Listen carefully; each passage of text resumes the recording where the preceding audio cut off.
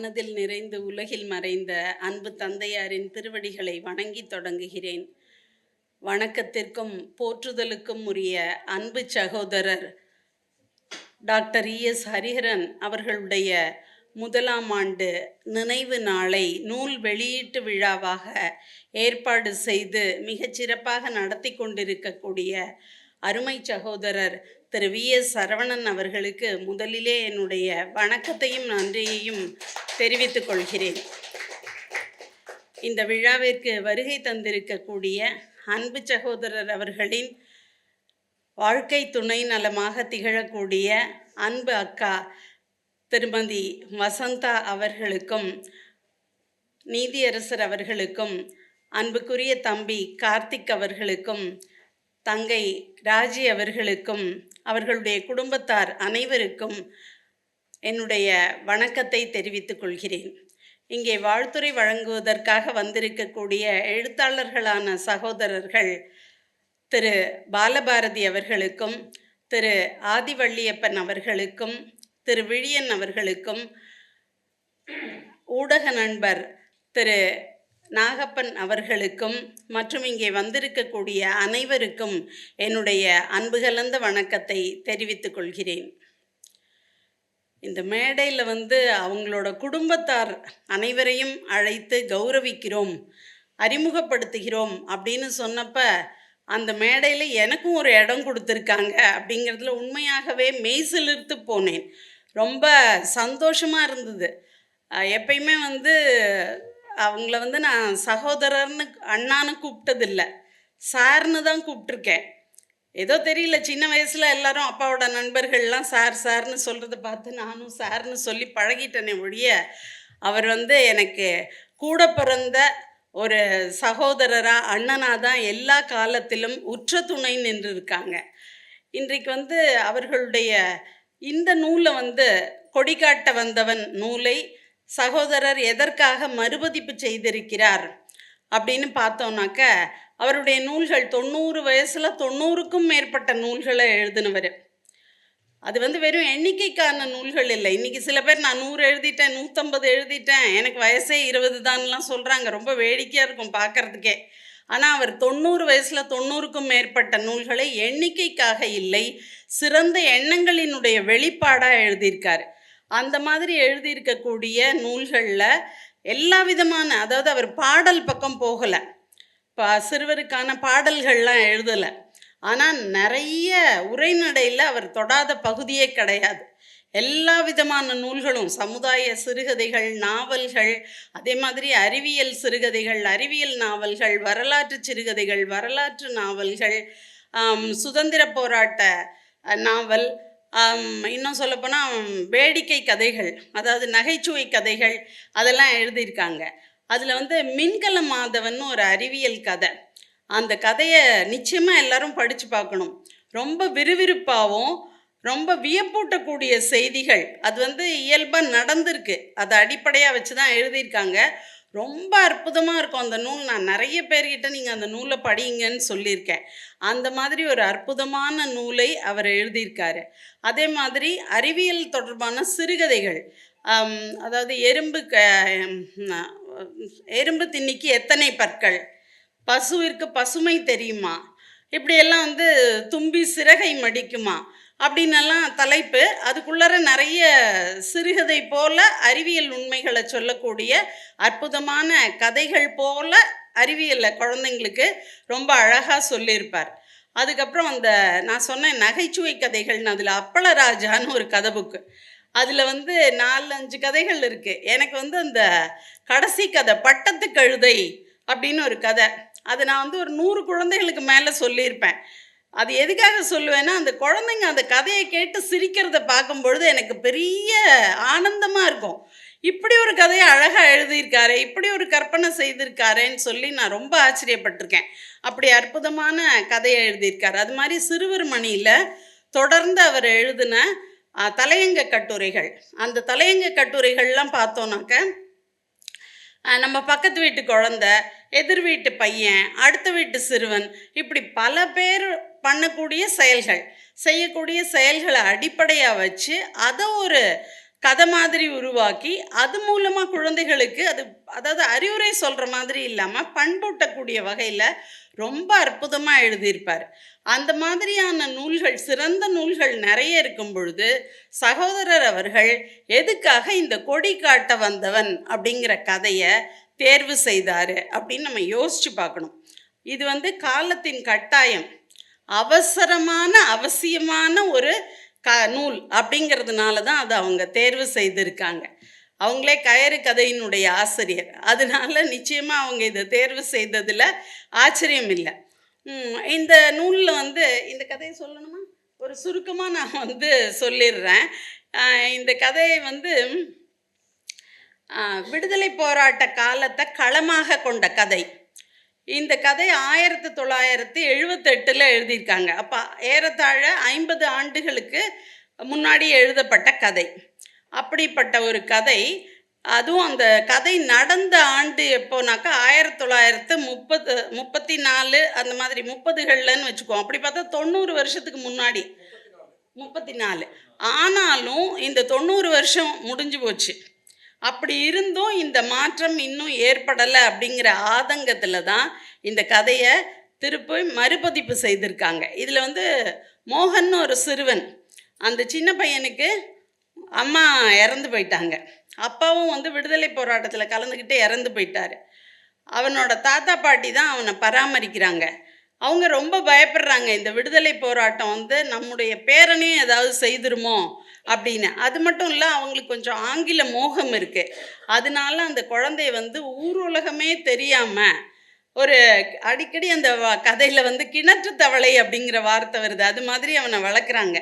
அப்படிப்பட்ட சூழலில் அந்த பையனை கொண்டு போய் வெலிங்டன் ஸ்கூல், அது ஆங்கிலேயர்களுடைய குழந்தைகள் படிக்கிற உறைவிட பள்ளியில் கொண்டு போய் சேர்த்துட்றாங்க. அங்கே தான் அந்த பையன் படிச்சுக்கிட்டு இருக்கான். அவனுக்கு ஒன்றுமே தெரியாது, நாட்டில் என்ன நடக்குதுன்னே தெரியாது. அப்படி இருக்கும்பொழுது ஏன்னா விடுமுறையிலையும் அவனை வெளிநாட்டுக்கு சுற்றுலா கூட்டிகிட்டு போயிடுவாங்க. இப்படிப்பட்ட சூழலில் அந்த பையன் ஒரு விடுமுறைக்கு ஒரு 12 வயசில் 7ஆம் வகுப்பு மாணவனாக இருக்கும் பொழுது வீட்டுக்கு வரான். தாத்தாக்கு உடம்பு சரியில்லை, எங்கேயும் போக முடியல. அப்படி இருக்கும் பொழுது தான் அவன் நாட்டு நடப்பை கொஞ்சம் கொஞ்சமாக தெரிஞ்சுக்கிறான். அப்படி தெரிஞ்சுக்கிட்ட பிறகு அவனுக்கு அவனுக்குள்ள பல கேள்விகள் எழுது.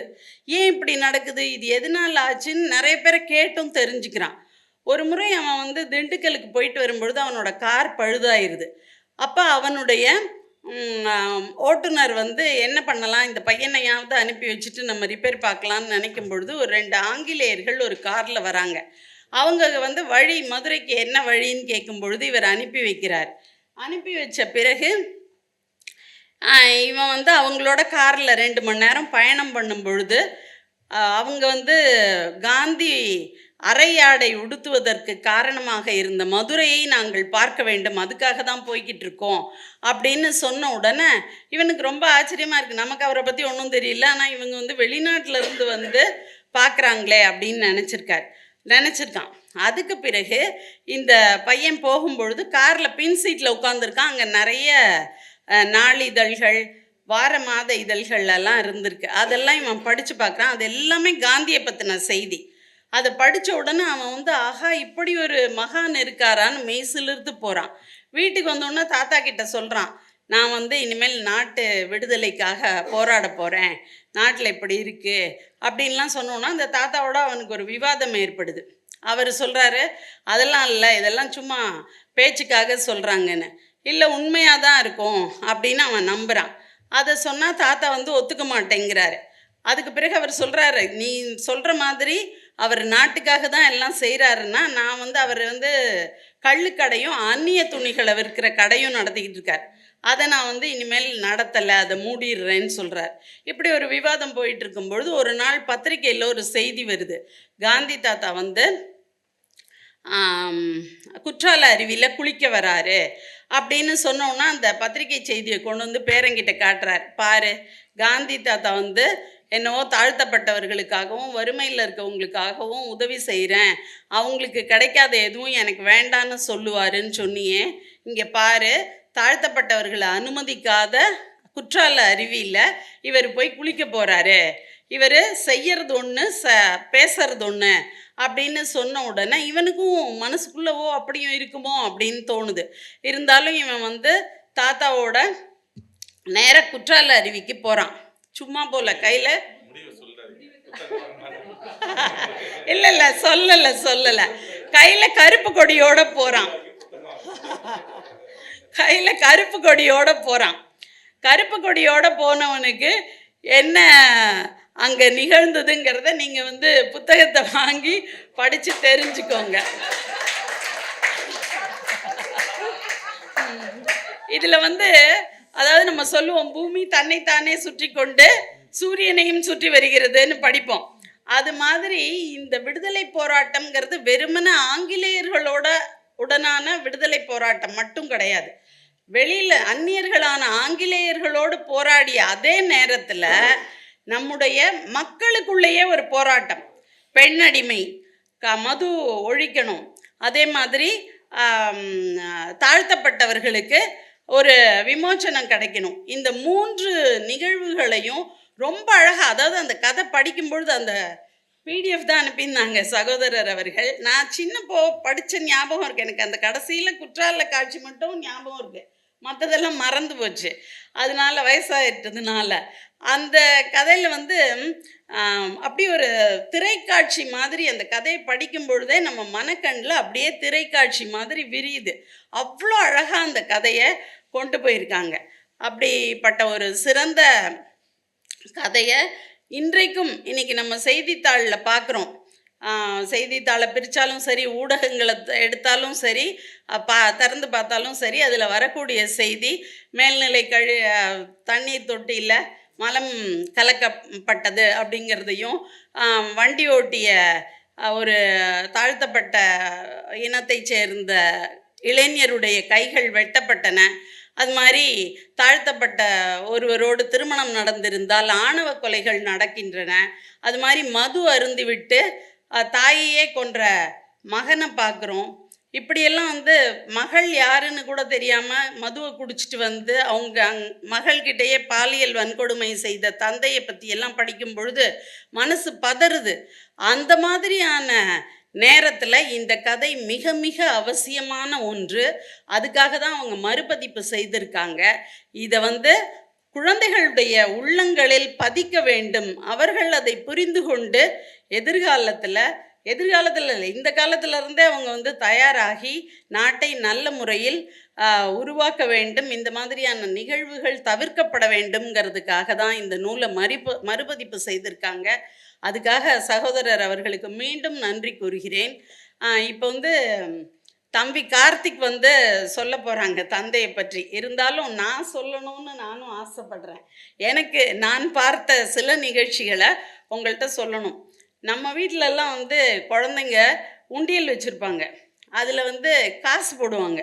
ஆனால் நம்முடைய சகோதரர் அவர்கள் உண்டியல் வச்சுருப்பாங்க. அதில் வந்து அது வந்து ஒரு கதை உண்டியல்னு சொல்லலாம், அல்லது கருத்து உண்டியல்னு சொல்லலாம். செய்தித்தாளில் பார்த்தாலும் சரி, காதில் கேட்டாலும் சரி, ஒரு விஷயத்தை அதை ஒரு குறிப்பாக எழுதி அந்த உண்டியலுக்குள்ளே போட்டுருவாங்க. அந்த உண்டியலில் தான் அவங்க வந்து கதை எழுதும் பொழுது அதை பயன்படுத்துவாங்க. இது வந்து ஒரு புதிய செய்தி எனக்கெல்லாம். நான் கேள்விப்படும் பொழுது இப்போ வேறு யாரும் செய்கிறாங்களான்னு தெரியாது.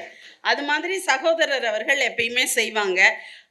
அவங்க வந்து வலதுகை கொடுப்பது இடதுகைக்கு தெரியாமல் நிறைய நன்மைகள் பலருக்கு செய்திருக்காங்க.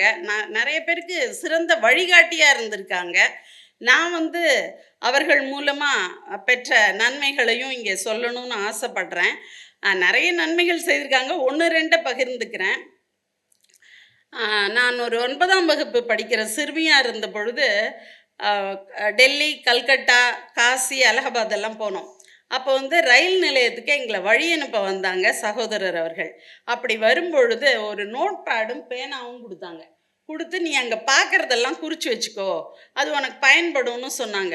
நானும் ரொம்ப உற்சாகமாக எல்லாத்தையும் குறித்து வச்சுக்கிட்டேன். ஆனால் வந்து அதை பயன்படுத்தலை, அது வேறு விஷயம்.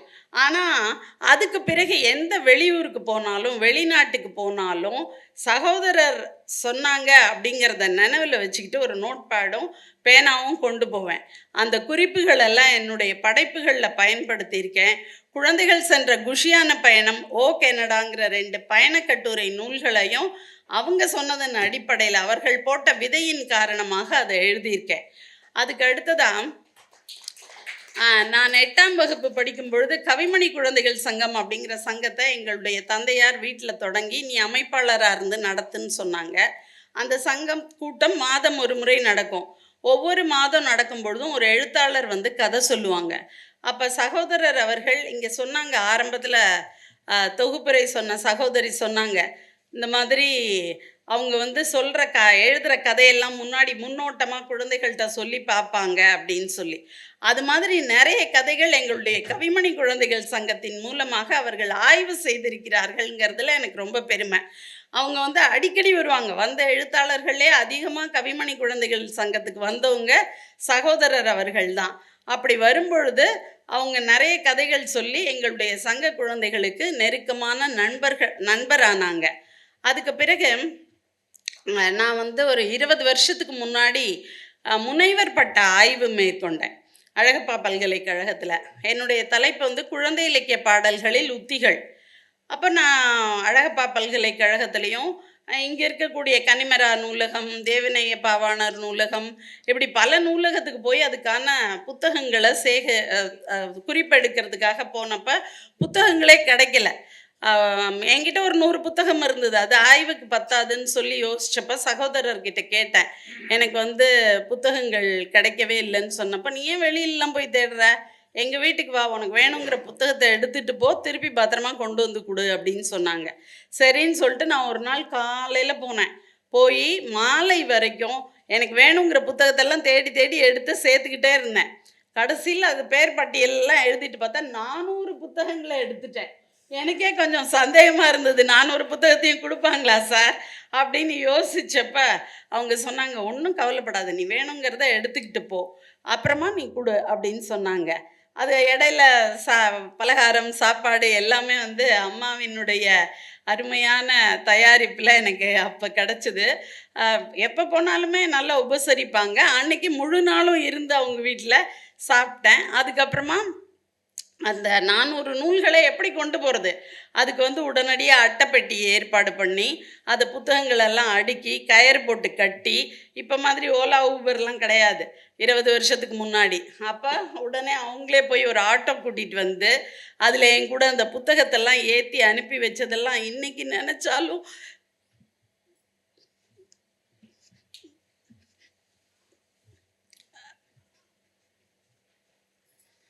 இப்படி கூட பிறந்த சகோதரர் கூட இந்த அளவுக்கு உதவி செய்வாங்களான்னு தெரியல. அவங்க அப்போ பிஸியாக இருந்த நேரம். அப்போ கூட அவங்க வந்து எனக்கு அந்த அளவுக்கு உதவி செய்தாங்கங்கிறத நான் என்றைக்குமே என்னுடைய வாழ்நாளில் மறக்கவே மாட்டேன். அது மட்டும் இல்லை, அவங்க வந்து அந்த எனக்கு நெறியாளராக இருந்தவங்க காரைக்குடியில் இருக்கக்கூடிய ராமசாமி தமிழ் கல்லூரியினுடைய முதல்வராக இருந்தாங்க.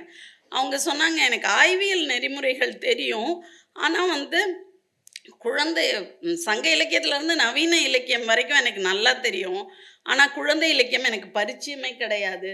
அதனால நீ ஒரு குழந்தை எழுத்தாளர்கிட்ட கொடுத்து இதில் உள்ள நுட்பங்களெல்லாம் சரியாக இருக்கான்னு பார்த்துரு அப்படின்னு சொன்னாங்க. அதனால ஒவ்வொரு இயல் எழுதி முடித்த உடனேயும் நான் சகோதரர் அவர்களுக்கு அஞ்சல் அனுப்புவேன்.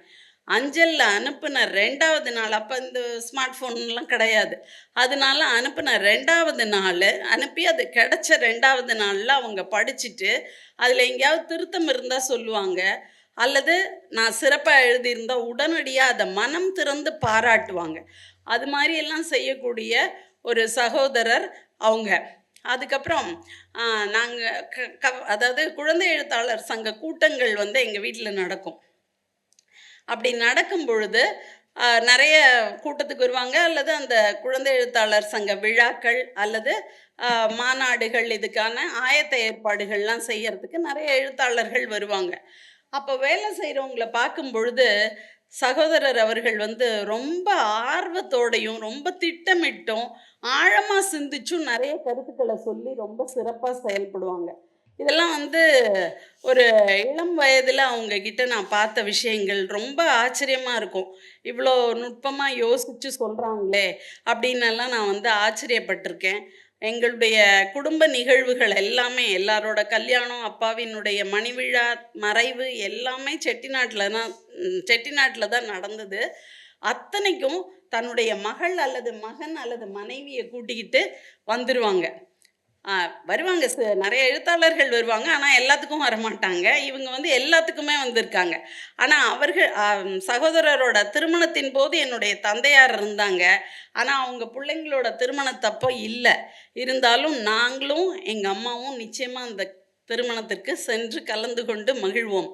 அது மட்டும் இல்ல, காரைக்குடி பக்கம் வந்தா சகோதரரா இருந்தாலும் சரி, கார்த்திக்கா இருந்தாலும் சரி, சொல்லிட்டு எங்க வீட்டுக்கு வருவாங்க. நாங்க வந்திருக்கோம், உங்க வீட்டுக்கு வரோம்ன்னு சொல்லிட்டு உரிமையோட வருவாங்க. நானும் ஒவ்வொரு முறை சென்னை வரும்பொழுதும், அதாவது 1 வாரம் 10 நாள் இருக்க மாரி வந்தா, 2 நாள்ல வந்தா வேற ஒரு வேலையா வந்திருப்போம், முடிச்சுட்டு போயிருவோம்.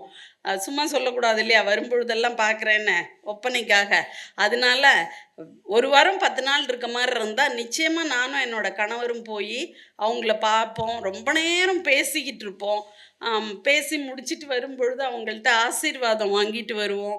இதெல்லாம் வந்து எங்களுக்கு பெரிய பாக்கியம். அதெல்லாம் வந்து நெனச்சு நெனச்சு மகிழக்கூடிய ஒன்று. அவர்கள் மறைவதற்கு 1 1/2 ஒரு 40, 50 நாளுக்கு முன்னாடி போனோம். அப்போ போனப்போ அவங்களுக்கு நினைவே இல்ல. இருந்தாலும் கூட அம்மாக்கு காது கிட்ட போய் சொல்றாங்க, "தேவி வந்திருக்கா, தேவி வந்திருக்கான்னு" சொல்லிட்டு. அப்போ ஏதோ வாய் அசைக்கிறாங்க. ஆனா அவங்க என்ன பேசுறாங்கன்னு எங்களுக்கு தெரியல. ஆனா அவங்களுக்கு ஒரு 2 வருடமாகவே மறதி நோய் இருந்தது. அப்படி இருந்தப்ப கூட அவங்க உச்சரிச்ச 2டே பேர் உண்டு. அது யாருன்னா, ஒண்ணு அவங்க அம்மாவோட பேரு, இன்னொன்னு எங்க அப்பாவோட பேரு. அப்படி ஒரு அன்பான சகோதரர நாங்க இழந்திருக்கோம். குழந்தை இலக்கிய உலகம் மிகப்பெரிய இழப்ப சந்திச்சிருக்கு. இருந்தாலும் கூட அவர்களுடைய படைப்பின் மூலமா அவங்க என்னைக்கும் நம்மளோட இருந்து நம்மள வழி நடத்துகிறார்கள் அப்படிங்கிறது உண்மையிலே மனதுக்கு ஒரு நிம்மதியை தருகிறது. அவங்களோட வழிகாட்டல்ல, அதாவது ஒரு சாதனையாளருடைய நினைவு நாளை கொண்டாடுறோம்னா, வெறுமனே ஒரு ஃபோட்டோவை வச்சு மாலையை போட்டு அவங்கள பற்றி 4 பேர் புகழ்ந்து பேசிட்டு போகிறதில்ல அர்த்தம் இல்லை. அது மட்டும் இல்லாமல் அவர்களுடைய செயல்களையும் அவர்கள் செய்து காட்டிய சாதனைகளையும் நம்ம வந்து பின்தொடரணும் அப்படிங்கிறது தான் எல்லாருடைய விருப்பமும். அதை நம்ம எல்லாரும் நம்மளால் முடிஞ்ச அளவு செய்வோம். இந்த வாய்ப்பை கொடுத்த சகோதரர் அவர்களுக்கும் என்னுடைய உரையை கேட்ட அனைவருக்கும் மிக்க நன்றி. இந்த வீடியோ உங்களுக்கு பிடிச்சிருந்தா லைக் பண்ணுங்க, ஷேர் பண்ணுங்க, கமெண்ட் பண்ணுங்க.